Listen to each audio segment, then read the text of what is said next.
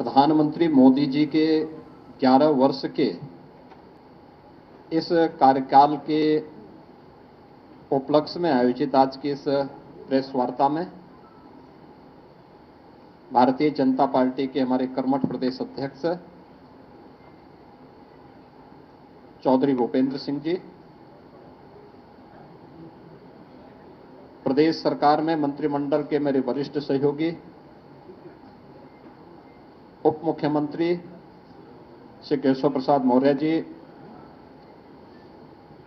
उप मुख्यमंत्री श्री ब्रजेश पाठक जी,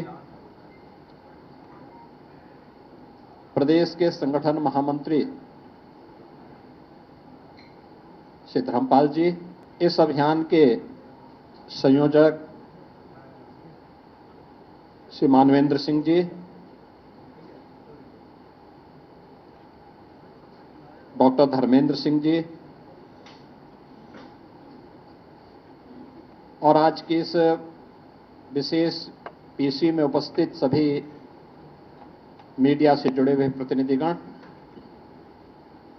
मित्रों, सेवा सुशासन और गरीब कल्याण के आदरणीय प्रधानमंत्री मोदी जी के 11 वर्ष के कार्यकाल एक विकसित भारत एवं आत्मनिर्भर भारत के निर्माण के स्वर्णिम काल के रूप में जाने जाएंगे।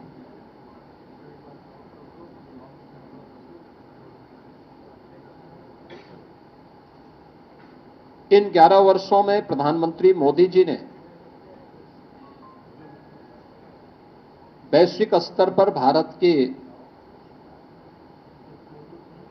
विश्वास को सुदृढ़ करते हुए भारत को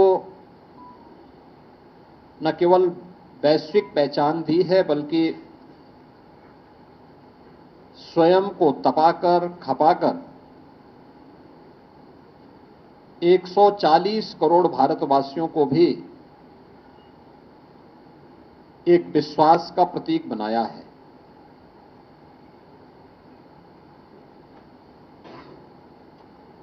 आजादी के 65 वर्षों में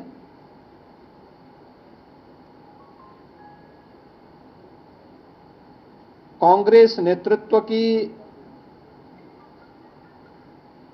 और अन्य अस्थिर सरकारों के कारण आम जन का जो विश्वास टूटा था,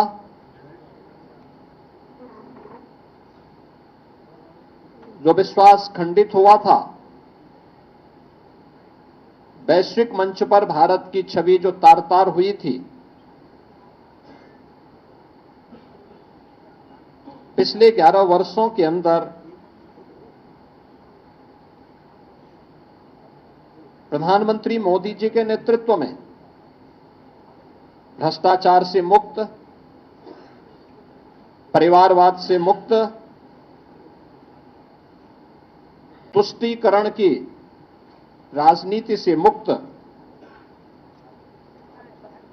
एक भारत श्रेष्ठ भारत की परिकल्पना को साकार करने वाली एक ऐसा नेतृत्व हमें मिला है, इस देश को मिला है, जिन्होंने पूरे भारत को विश्वास का प्रतीक बना करके भारत को विकसित भारत और आत्मनिर्भर भारत की एक सुदृढ़ नींव का निर्माण करते हुए अगले 25 वर्ष की एक व्यापक कार्य योजना पूरे भारतवासियों के सामने भी प्रस्तुत कर दी है। इन 11 वर्षों में भारत ने न केवल सामाजिक और सांस्कृतिक दृष्टि से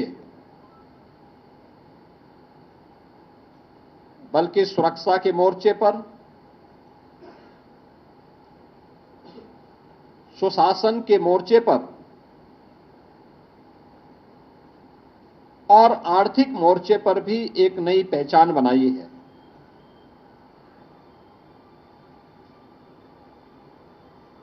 शासन की नीति स्पष्टता, कार्यप्रणाली की पारदर्शिता और जनता के प्रति जवाबदेही, अब यह शासन की एक नई पहचान बनी है। विकास केवल नारे नहीं, बल्कि यह विरासत और विकास का एक बेहतर समन्वय करते हुए आम जनमानस को साथ लेकर के चलने की आज की एक नई प्रवृत्ति ने भारत को दुनिया के अंदर एक नई पहचान दिलाई है। अब चेहरा देख करके नहीं, बल्कि पात्रता के अनुरूप हर व्यक्ति को बिना भेदभाव के शासन की योजनाओं का लाभ मिलता है। सबका साथ, सबका विश्वास, सबका विकास का विश्वास और सबका प्रयास, यह शासन की नीति का हिस्सा बना है। और शासन अब तुष्टीकरण के आधार पर नहीं, बल्कि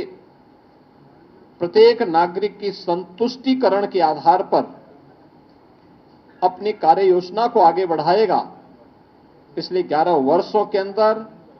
नए भारत ने यह दृश्य देखा है। भ्रष्टाचार के प्रति जीरो टॉलरेंस, डिजिटल इंडिया के माध्यम से मिनिमम गवर्नमेंट मैक्सिमम गवर्नेंस का एक मॉडल भी भारतवासियों को देखने को मिला है। राष्ट्रीय एकता और अखंडता के प्रति हमारी प्रतिबद्धता और सुरक्षा और आतंकवाद के मुद्दे पर जीरो टॉलरेंस भी भारत ने 140 करोड़ भारतवासियों ने देखा है। प्रधानमंत्री मोदी जी के नेतृत्व की सरकार के 11 वर्ष का कालखंड ऐसे समय में पूरा हो रहा है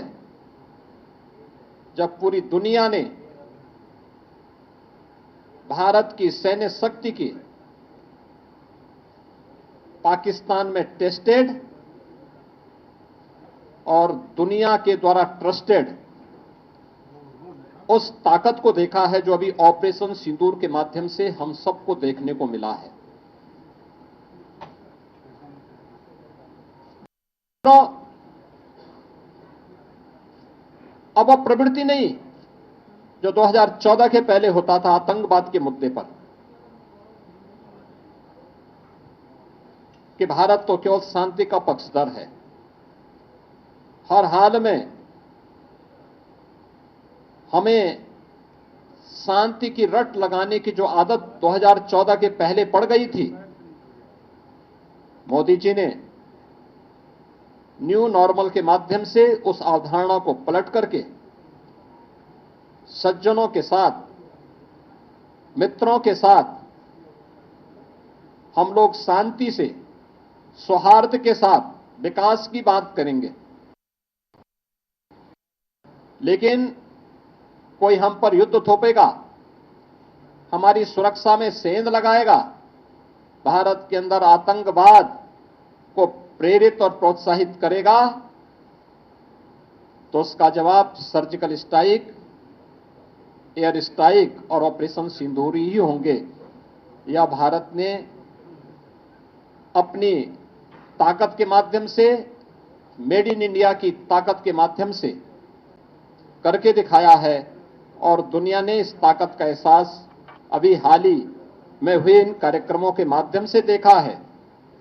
तो राष्ट्रीय एकता और अखंडता के मुद्दे पर भी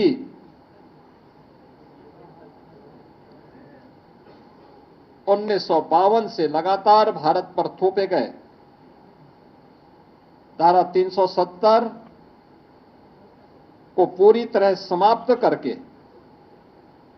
जम्मू कश्मीर को, लद्दाख को भारत के कानून के अनुरूप भारत के संवैधानिक दायरे में लाकर भारत की अखंडता को कश्मीर से कन्याकुमारी तक एक भारत श्रेष्ठ भारत के इस नए मॉडल के रूप में प्रस्तुत किया है। मित्रों, आजादी के अमृत महोत्सव वर्ष में देश की जनमानस को प्रधानमंत्री मोदी जी ने विकसित भारत का जो मंत्र दिया, इसके लिए प्रधानमंत्री मोदी जी ने 5 प्रण और 11 संकल्प प्रत्येक भारतवासी को याद कराए थे। ये 5 प्रण, और आपने देखा होगा ये 11 वर्ष के कालखंड इन 5 प्रण के दायरे में उन 11 संकल्पों को जीवन का हिस्सा मानते हुए ही आगे बढ़े हैं। ये 5 प्रण: विकसित भारत का संकल्प, गुलामी की मानसिकता से मुक्ति, अपनी विरासत पर गर्व, राष्ट्रीय एकता और एकजुटता और नागरिक कर्तव्य का पालन। 11 वर्ष के कालखंड को अगर आप देखेंगे तो सरकार ने विकसित भारत की जो आधारशिला रखी है वह इन्हीं 5 प्रण को ध्यान में रख करके ही रखी है, और इसी पर आधारित विकसित भारत का ये मॉडल जो आज भारत को अपनी विरासत के साथ भी जोड़ता है, दुनिया की एक आर्थिक महाशक्ति के रूप में भी स्थापित करता है और एक सामरिक शक्ति के रूप में भी भारत की ताकत का एहसास दुनिया को कराता है, उस नए भारत के लिए जो 11 संकल्प प्रधानमंत्री मोदी जी ने प्रत्येक भारतवासी के लिए सुनिश्चित किए, उनमें कर्तव्य का पालन, एक समावेशी विकास, गांव, गरीब, किसान, नौजवान, महिलाएं, समाज के प्रत्येक तबके को ध्यान में रख करके किए गए कि पिछले 11 वर्षों में गरीब कल्याणकारी, लोक कल्याणकारी कार्यक्रम, इंफ्रास्ट्रक्चर के डेवलपमेंट का जो मॉडल है, ये सभी उसके हिस्से हैं। भ्रष्टाचार मुक्त शासन, टेक्नोलॉजी का उपयोग करते डीबीटी के माध्यम से जो कार्य पिछले 11 वर्ष के अंदर देखने को मिले हैं, स्वतंत्र भारत में 65 वर्षों में इस प्रकार का मॉडल कभी भी देखने को नहीं मिला।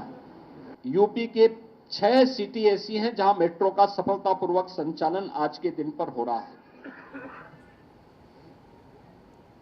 विश्व स्तरीय सुविधाओं से एक तो नई ट्रेन नमो भारत एक्सप्रेस के रूप में, अमृत भारत एक्सप्रेस के रूप में और वंदे भारत एक्सप्रेस के रूप में आज हम सबको देखने को मिल रही है। कनेक्टिविटी 1947 से लेकर के 2014 तक भारत के अंदर केवल 74 हाईवे बन पाए थे, 74 हाईवे बन पाए थे, और आज इनकी संख्या बढ़कर के 160 हुई है। 160 एयरपोर्ट आज के दिन पर भारत के अंदर बन गए हैं। और उत्तर प्रदेश के अंदर अगर हम देखते हैं तो उत्तर प्रदेश के अंदर यह संख्या अगर 2017 में केवल 2 एयरपोर्ट पूरी तरह और 2 आंशिक रूप से सक्रिय थे, तो आज के दिन पर उत्तर प्रदेश में 16 एयरपोर्ट पूरी तरह सक्रिय हैं और कार्य कर रहे हैं, जिनमें से 4 इंटरनेशनल एयरपोर्ट हैं और 5वां इंटरनेशनल एयरपोर्ट उत्तर प्रदेश के अंदर बहुत शीघ्र जेवर में गौतम बुद्ध इंटरनेशनल एयरपोर्ट के रूप में सामने आ रहा है। अन्नदाता किसान देश के अंदर राजनीतिक एजेंडे का हिस्सा 2014 में ही बन पाया था। सॉइल हेल्थ कार्ड हो,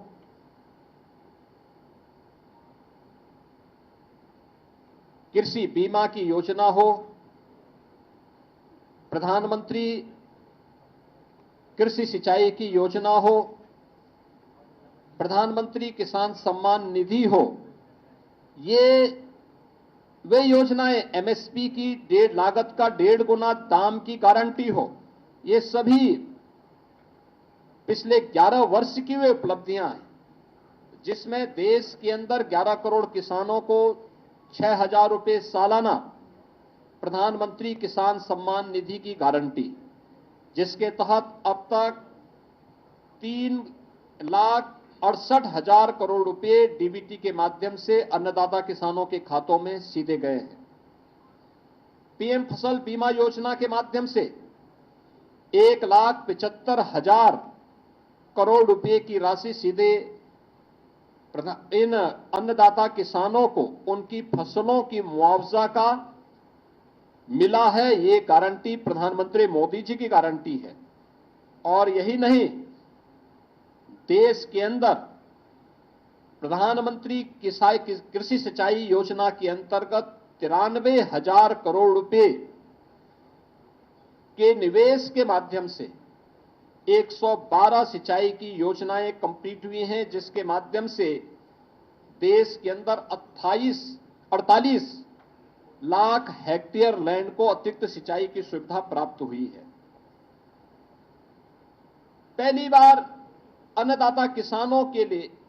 प्रधानमंत्री मोदी जी के विजन के अनुरूप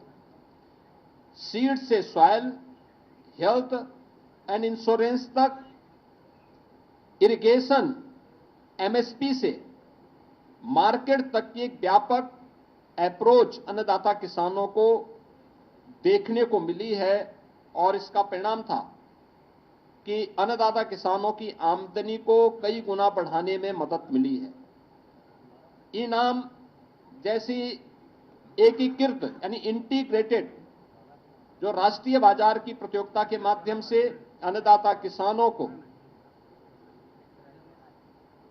मार्केट में अच्छा दाम मिले, इसकी एक व्यवस्था हुई है।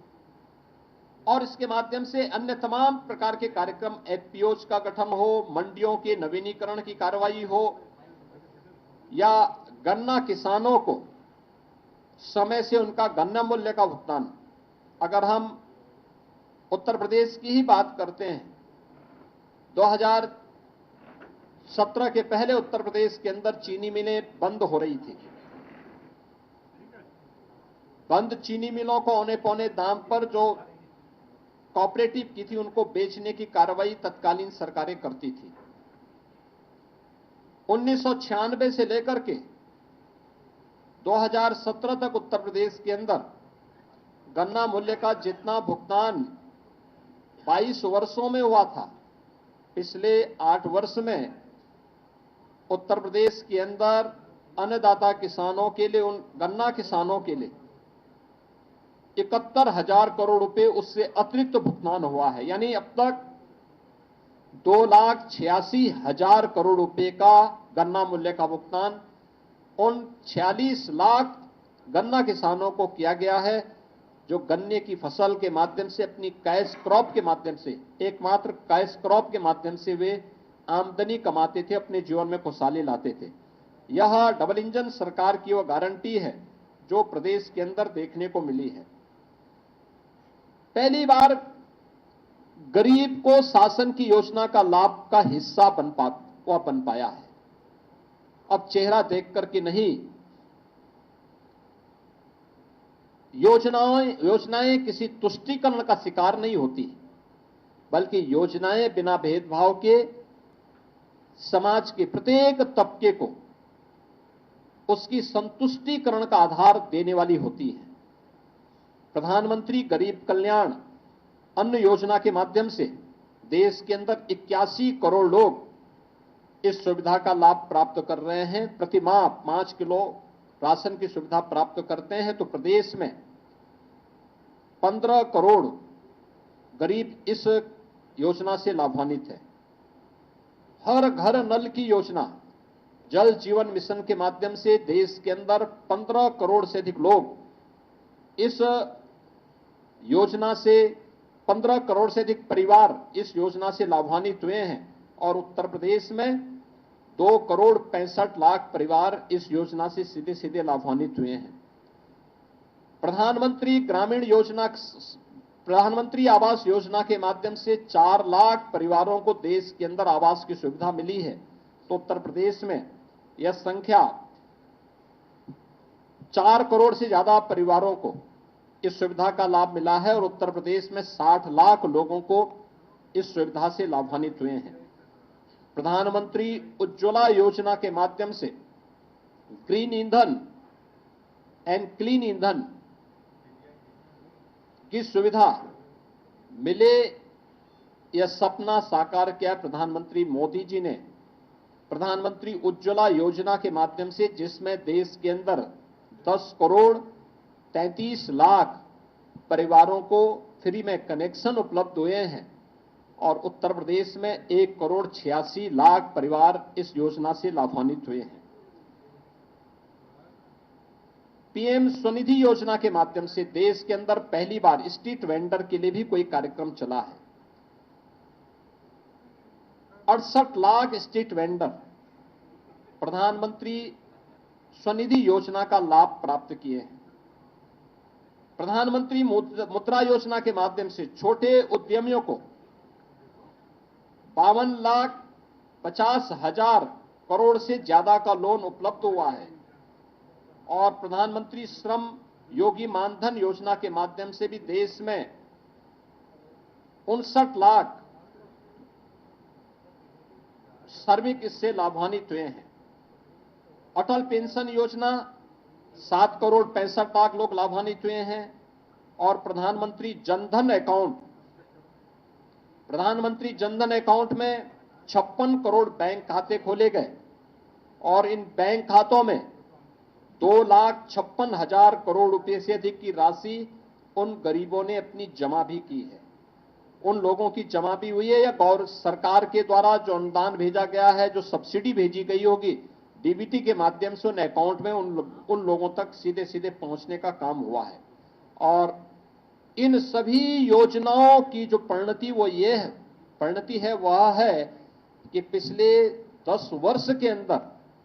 25 करोड़ लोग बहुआयामी गरीबी से उभर करके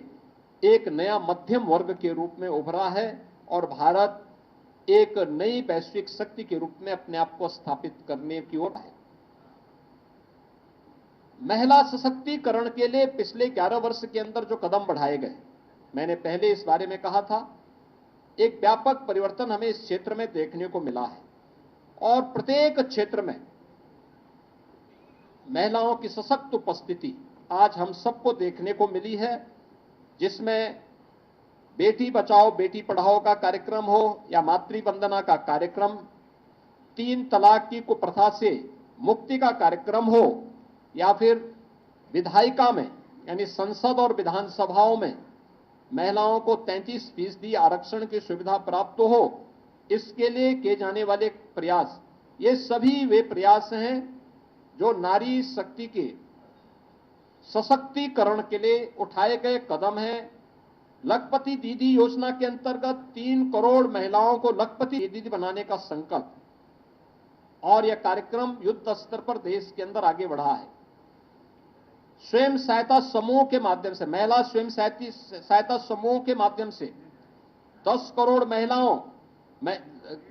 महिलाएं 90 लाख से अधिक समूह के माध्यम से आज इस योजना के माध्यम से जुड़ करके कार्य कर रही हैं। प्रधानमंत्री मातृ वंदना योजना के माध्यम से देश में 3 करोड़ 98 लाख गर्भवती और धात्री महिलाओं को 18,593 करोड़ रुपए की राशि वितरित की गई। इस दौरान प्रधानमंत्री मोदी जी के मार्गदर्शन में, उनके यशस्वी नेतृत्व में उठाए गए कदमों का परिणाम है कि मातृ मृत्यु दर को, शिशु मृत्यु दर को नियंत्रित करने में भी सफलता प्राप्त हुई है और national family health survey 5th के अनुसार जो सेक्स रेशियो देश का था, उसको भी बेहतर बनाने में काफी इसमें इसके माध्यम से उसमें काफी मदद उसके माध्यम से मदद मिली है। दुनिया जब इस सदी की सबसे बड़ी महामारी कोविड महामारी से पस्त था, तब भारत बेहतरीन कोविड प्रबंधन के साथ साथ अपने बेहतर भविष्य के लिए, विकसित भारत की आधारशिला रखने के लिए अपनी राष्ट्रीय शिक्षा नीति को लागू कर रहा था। याद करिए, 3 दशक से लंबित थी ये योजना और 3 दशक में प्रधानमंत्री मोदी जी ने इस राष्ट्रीय शिक्षा नीति को 2020 में लागू किया। आज परिणाम है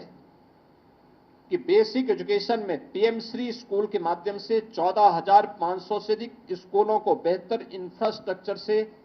आच्छादित किया जा रहा है।